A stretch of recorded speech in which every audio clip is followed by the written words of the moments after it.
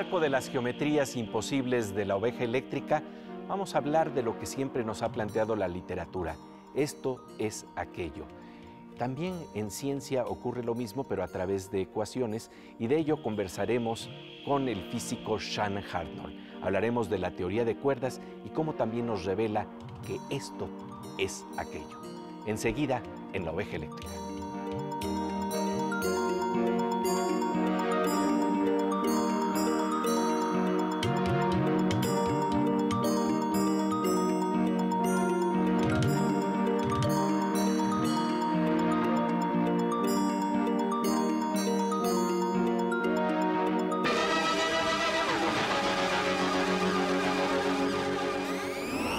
Bienvenidos a las geometrías imposibles de la oveja eléctrica, el programa de ciencia y pensamiento de Canal 22. Hoy hablaremos del secreto de la energía eterna y de una extraña correlación matemática que implica que un metal superconductor podría ser equivalente a un hoyo negro. Esto tiene el sabor de una adivinanza. ¿En qué se parece un metal a un hoyo negro? ¿Qué tal, Pepe? ¿Qué tal, querida Silvina? Así es, esta imagen se percibe imposible, pero resulta que la teoría de cuerdas, que plantea que todas las partículas surgen a partir de cuerdas vibrantes que unifican todas las fuerzas de la naturaleza, tiene una aplicación distinta que permite conectar mundos completamente separados. Esto empieza a plantear las primeras evidencias experimentales de la abstracta teoría de cuerdas, pero de una manera que no era la esperada. Para entender qué es lo que sucede, primeramente vamos a ver qué es un metal superconductor, algo ya de por sí fascinante. Pepe Gordon conversa en la Universidad de Stanford con el físico Sean Hartnoll, ganador del premio Nuevos Horizontes en Física 2015.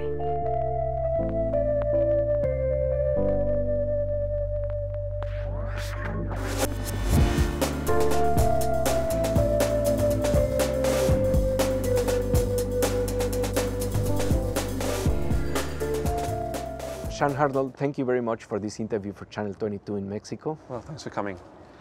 You know, T.S. Eliot, the poet, has said, music is eternal till music lasts. And there is a saying also that love is eternal while it lasts. Right. So, if we take this to superconductors' loves, what are we talking about? It could last forever, the energy of superconductors? I mean, I guess the meaning of these quotes is more that probably that the present is eternal, no, in some way when it's very intense, and certainly in science, there's also this intensity of thought, right? That the present can seem like it subsumes everything, but that's true. That literally, if I have a superconductor and I set up a current, it'll just go forever, right? And in that sense, a current in a superconductor, in principle, is eternal because it doesn't generate any entropy, in fact. So a normal current going through a wire heats up the wire, that's the entropy, and that it loses energy in the heat, and it slows down and it stops. A superconductor generates no entropy, the current goes perfectly, and so it'll carry on forever. So, yeah. Yes, what could be the things that you could envision with this kind of tools? Like superconductive. Right, well, this clearly if we had a superconductor at room temperature, which we don't, I mean, that would revolutionize the world because we could transport energy from one place to another via an electric current with no loss. So it'd be perfect efficiency. Another thing you can do with superconductors, so that would save a lot of money, very practically. Another thing you can do with superconductors is generate very big magnetic fields. So in fact, superconductors are used still now in hospitals in NMR, in the body scans, because they need them to generate magnetic fields. So if we had room temperature superconductors, we could do things like build trains much more easily on the float on magnetic fields and so on. We could have a whole city being illuminated without losing any other resources with that's superconductors. Right, of course, that's right. I mean, you need some resources to make the energy to begin with, and but then the transporting would be in principle eternal. You wouldn't, yes. But the problem is that we just get usually superconductive states while having very low temperatures, and now the thing is how to get it into more high temperatures, how to get superconductivity in high temperatures, and there we go to your research. That's right. So indeed, at the moment, perhaps if we live in the North Pole, we might have a room temperature superconductor, but that's not so useful. But indeed, so superconductivity was discovered about over 100 years ago now. But there you had to cool these materials to almost absolute zero. So only, let's say, a few degrees, 1 or 2 degrees above absolute zero. So that's very impractical. It takes so much energy to cool something down that it is useless. What happened in the late 80s was that a new class of materials were discovered serendipitously, so accidentally, well, quasi-accidentally, that had a room that were superconducting at about minus 200 degrees centigrade. So that's pretty cold still, but it's 100 degrees above absolute zero. So it was a big improvement. And so this made a lot of people hope that maybe if we kept thinking about the design, we could make superconductors at higher and higher temperature, all the way up to room temperature. So far this hasn't happened, despite a lot of research. And one of the problems seems to be that we don't understand why these high temperature superconductors, slightly higher temperature, why they are superconducting at a higher temperature. We don't understand what makes some materials so much better superconductors than others. So my research, and indeed the research of a lot of people, is about trying to get to grips with the materials that we already have and to try to understand them better. And it seems that the reason we don't understand them is quite deep. So it's not a little thing. It seems that they're really very fundamentally different to conventional metals. So in a conventional metal, we learn in high school or in university that you can think of it just like a river, right? That you've got a channel, and the current flows down the channel like water very peacefully going down a river, right? But what we've learned is that in high temperature superconductors, it is not like that. So if a conventional metal is like a calm river, a high temperature superconductor is like a turbulent river where the water is just going all over the place. And it's very difficult to keep track of what a single molecule of water is doing in this turbulent river. And so we need a new mathematics to try to describe these very complicated situations. Y resulta que esas nuevas matemáticas tienen que ver con la teoría de cuerdas. Después del corte nos adentraremos con el físico Sean Hartnoll en esta conexión entre el mundo minimalista de las cuerdas y los extraños y fascinantes superconductores. Mientras tanto, vamos con nuestra compañera Aura López para asomarnos a las rarezas también fascinantes de la tecnología.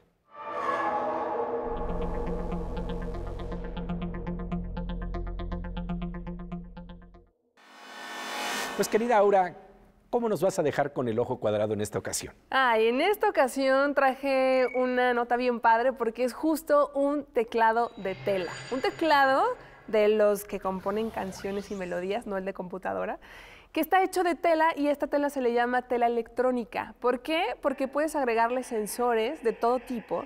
Haz de cuenta que el teclado está hecho por capas. Entonces, cada capa tiene un sensor diferente, uno que funciona para la presión, uno que funciona para que reaccione con los gestos, otro que funciona para que si estiras la tela también se reproduzca música, y todos estos sensores están conectados a un circuito para que funcione esto electrónicamente. Si tú estiras la tela, si la mueves, si juegas con ella, si la apachurras, si la arrugas, si le pasas la mano encima, también reproduce música. Otra forma, en vez vamos a tener que aprender de nuevo a tocar, por decirlo así, el piano, es estirando la tela. Exacto, en vez de que estés tocando así, vas a estirar y estás creando un sonido diferente. Y puedes además agregarle otros accesorios con la misma tela electrónica y puedes crear tu propia música y composiciones. A mí lo que me llama la atención es que, por ejemplo, yo hoy vengo de mezclilla. ¿Qué tal que en una de esas, en un futuro, ya mi chamarra de mezclilla, porque justo es la tecnología que usan la Wearable Technology, qué tal que mi chamarra de mezclilla ya tiene estos sensores y entonces ya nada más estoy jalándole acá y ya estoy haciendo mis propias composiciones y las voy mandando a mi reproductor de música, o ve tú a saber. Literalmente llevas la música por dentro, cubriendo tu cuerpo, pues. Así es, Pepe. Ay, pues como siempre, un gusto encontrarnos con estas maravillas que nos asombran. Volvemos enseguida a La Oveja Eléctrica, en donde estamos conversando con el físico Sean Hartnoll sobre una adivinanza cósmica.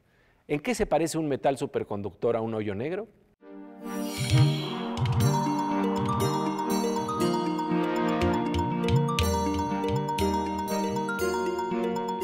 ¿Cómo de rayo estamos de regreso en La Oveja Eléctrica para hablar de una adivinanza cósmica? ¿En qué se parece un metal superconductor a un hoyo negro? Pepe Gordon conversa con Sean Arnold, físico de la Universidad de Stanford, sobre la posibilidad de conectar estos mundos mediante una propuesta matemática de la teoría de cuerdas que lleva el nombre de correspondencia holográfica. Ya veremos qué significa y cómo se vincula con el concepto de entropía o desorden.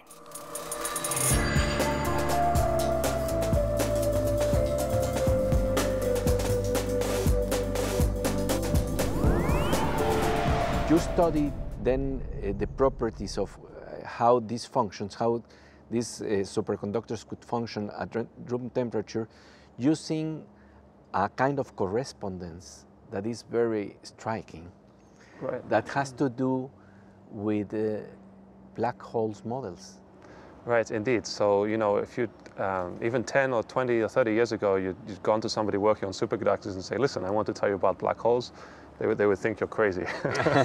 Because traditionally, black holes, were studied by astrophysicists, for example, or cosmologists, and that's a totally different branch of physics than material science, or what we call solid-state physics, the physics of solids, right? What my work has been doing has been taking inspiration from a certain mathematical framework that was invented by an Argentinian physicist, Juan Maldacena, which gave a certain correspondence between processes that generate entropy and black holes. So the most important thing we want to understand is when the current goes through the wire, how much does it heat up? That's the generation of entropy. And so heat and entropy are a measure of, in physics, what we would call an irreversible process, things that you can't change. You know, once you've got the wire, when you lose the energy to heat, you can't get it back again.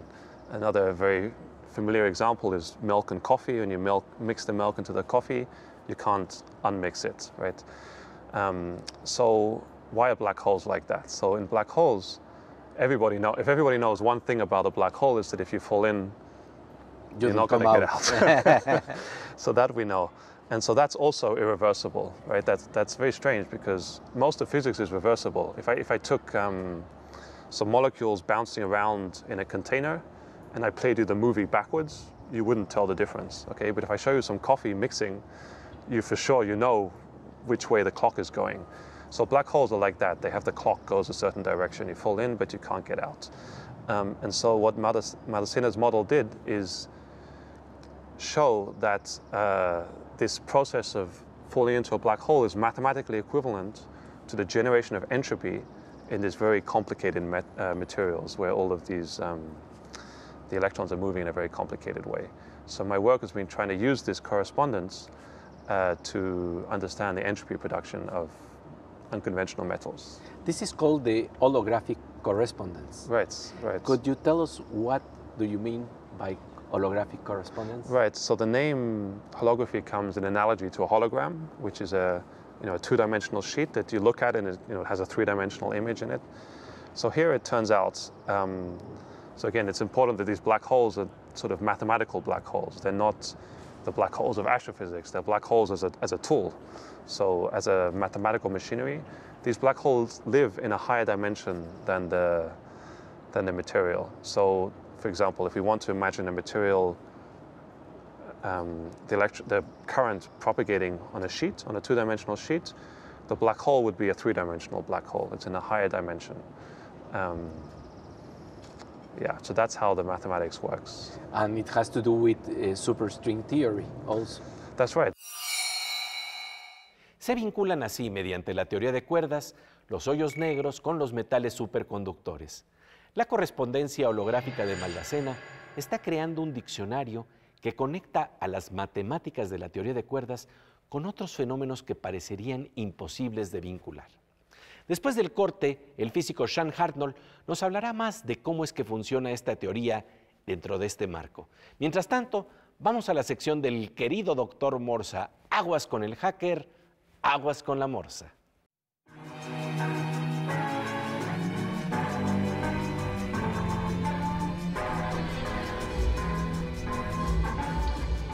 Pues querido doctor Morsa, qué gusto encontrarnos aquí en La Oveja Eléctrica. Gracias, Pepe. Oye, cuando vemos un diccionario, la verdad es asombroso. Hoy hemos estado hablando de diccionarios. Te permiten entrar en varios mundos, hacer equivalencias entre una cosa y otra, pero la construcción de los diccionarios a través de la informática es todo un reto, ¿no? Es un reto y es una estructura de datos que se aprende, o sea, que está recontraestudiada. Es más, la estructura de datos del diccionario es de las más usadas y de las más eficientes. Y te podría decir que la estructura de la búsqueda binaria, que es la búsqueda que se hace a través de un diccionario, es la más eficiente que existe en cómputo. Te pongo un ejemplo. Tú tienes un diccionario, buscas una palabra, lo abres a la mitad y te fijas si ya te pasaste de la palabra alfabéticamente o no. ¿Sí? Si no te has pasado, tomas la primera mitad del diccionario, lo vuelves a abrir más o menos en la mitad y te vuelves a fijar si ya te pasaste o no te pasaste. Si te pasaste, pues entonces ves la primera mitad y vuelves a hacer el mismo procedimiento. ¿Sí? Te pongo el ejemplo. Si tienes 1000 palabras, tienes que hacer solamente 10 búsquedas. Si no estuviesen ordenadas, tendrías que hacer 1000 búsquedas en el peor de los casos y una sola búsqueda en el mejor de los casos. Es decir, que encontrarás la palabra al azar, casi. Pero si tienes 2000 palabras, tienes que hacer una búsqueda extra. Y si tienes 4000 palabras, tienes que hacer una búsqueda extra. Es decir, con 4000 palabras tienes que hacer 12 búsquedas. Y con 8000 tienes que hacer solamente 13 búsquedas. Porque está ordenado. Porque está ordenado. Si no estuviese ordenado, no tendrías manera de definir dónde busco. Aquí, como está ordenado, puedes buscar de la manera que quieras. Es más, lo que se hace es moverse a través del árbol. Es lo que estamos haciendo. Y me puedo mover hacia la izquierda o la derecha. Hay diferentes técnicas y puedo hacer ordenamiento a través de un árbol que está ordenado y desplegarlo al revés o al derecho como se me antoje. Esa es la gran virtud de esa estructura de datos.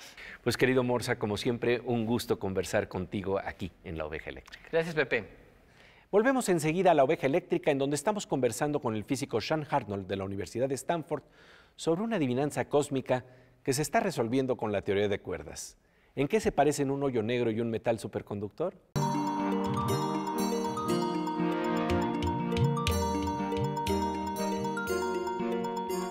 Como de rayo, estamos de regreso en La Oveja Eléctrica, en donde en el marco de geometrías imposibles estamos conversando sobre una conexión inesperada que produce la teoría de cuerdas. Se supone que era para vincular en el fondo a todas las fuerzas de la naturaleza. Sin embargo, otro uso de las matemáticas de esta teoría revela otro tipo de unidad, la que, como en la poesía, nos dice: esto es aquello. ¿Cómo es que pueden ser equivalentes un hoyo negro y un metal superconductor? Pepe Gordon conversa con Sean Arnold, destacado físico de la Universidad de Stanford, sobre esta correspondencia que nos adentra en lo que quiere decir la teoría de cuerdas y un interesante cambio de énfasis.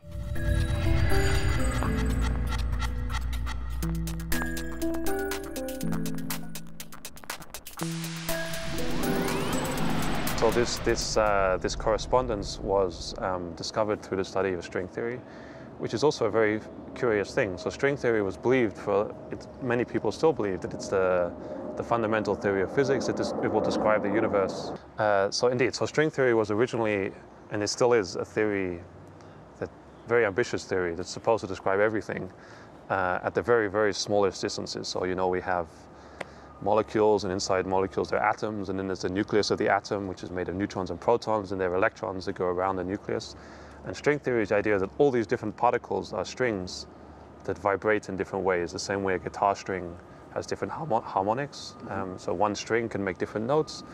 In string theory, the original idea is that there's a little loop of string, and it vibrates in different ways, and the different harmonics of the string are all the different particles. And so that was originally what string theory is. Now, what happened in the mid-90s, there was a sort of change of emphasis, and string theory became a sort of mathematical apparatus that could connect things that seemed very disconnected.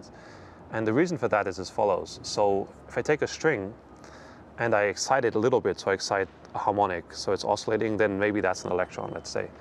But what I can also do is really excite it a lot. So the string's oscillating very, very wildly. It gets more and more energetic, and eventually an extremely energetic string will look like a black hole. In fact, it gets so energetic that it collapses under its own mass and forms a black hole. And so it was realized in the mid-90s that string theory, as well as being a theory of particles, could also be a theory of black holes to become very heavy. So to build a black hole out of a star, you need to really push the star together. That has a lot of particles. But one string can make a black hole as long as it's excited enough. You can pump energy into the string, it gets heavier and heavier, and eventually forms a black hole. And so string theory led to a new way of thinking about black holes, and that was at the heart of Maldaceno's correspondence. So say I do some process with so there's a map. So Maldaceno gave us this Rosetta Stone that connects the holographic correspondence, or ADS-CFT correspondence is a technical term, which if you ask a question on one side, it translates it into a question on the other side. Estas correspondencias son tan asombrosas que el físico mexicano Alberto Guijosa dice que es como si al traducir entre el francés y el ruso descubriéramos que El Principito de Saint-Exupéry y Guerra y Paz de Tolstoy contienen letra por letra exactamente la misma historia. Recuerdo que un amigo físico me preguntaba sorprendido cómo es que Octavio Paz podía establecer una correspondencia que parecía imposible al decir en uno de sus versos que las plumas son piedras. Le respondí diciéndole, ¿cómo es posible que un hoyo negro sea equivalente a un metal? Sonreímos. Ciencia y poesía plantean conexiones que parecen inconcebibles y que, sin embargo, forman parte del misterio de la naturaleza. Pasamos ahora a la sección Veo Veo, en donde nos encontramos con las correspondencias de estos mundos entre ciencia y poesía, con la presencia de nuestra querida compañera Miriam Moscona.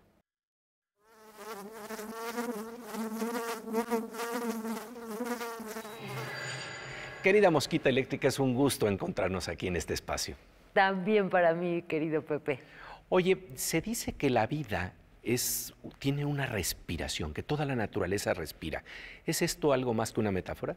Fíjate que se ha estudiado cómo las plantas, o ciertas plantas al menos, pueden detectar ciertos procesos químicos e incluso comunicárselo entre ellos. También tienen una respuesta hacia la sequía, hacia cuando se acerca un temporal, pero en serio, no es un asunto buena onda o New Age, es algo que la ciencia estudia ahora cada vez con mayor rigor. Vamos a ver. Las plantas se están revelando como organismos más complejos e inteligentes de lo que creíamos. Eso es lo que se deduce de investigaciones más o menos recientes que nos han dicho cosas como que las plantas tienen olfato. Ahora, a todo eso se suma un estudio de investigadores de la Universidad de Birmingham que asegura haber descubierto un grupo de células en semillas de Arabidopsis thaliana que actúan de manera similar a un muy rudimentario cerebro.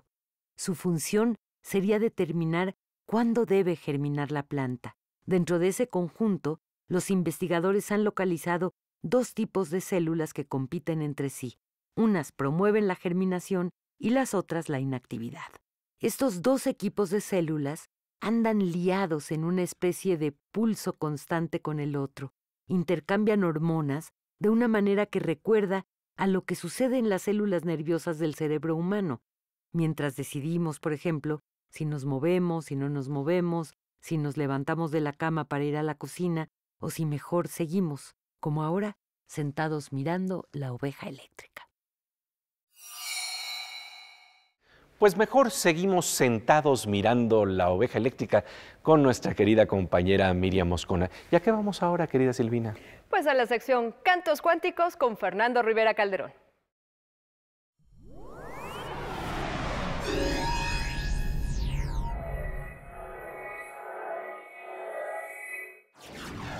Pues querido doctor Fernando Rivera Calderón, fíjate que hemos estado hablando de algo que sucede en ciencia y poesía para correlacionar mundos.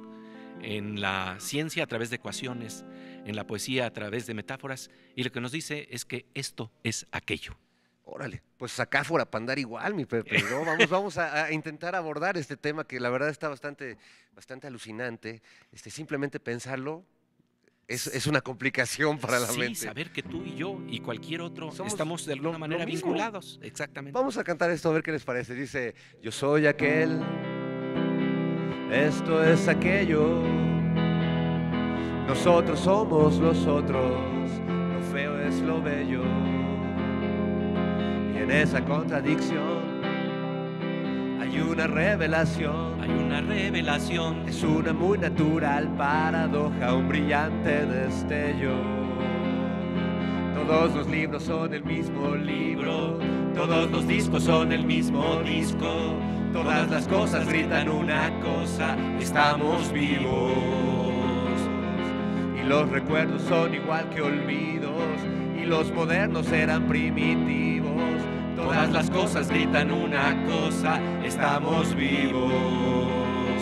Estamos vivos. Estamos vivos. Estamos vivos. Estamos vivos. A veces hay que repetirlo para recordarlo, mi querido Hay que Fer. recordar que estamos vivos, que estamos llenos de energía eléctrica, porque nos veremos al estar vivos en la siguiente emisión De la Oveja Eléctrica.